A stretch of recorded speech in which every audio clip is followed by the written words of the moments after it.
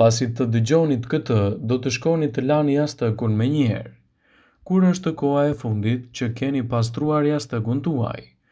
Gjithashtu, jo klëfin, por e larjen e jashtëkut. Nëse i keni larë pak kohë më parë, urime, keni bërë diçka të mirë për shëndetin tuaj. Në të kundërt, dëgjojeni me vëmendje se çfarë fshihet pas saj.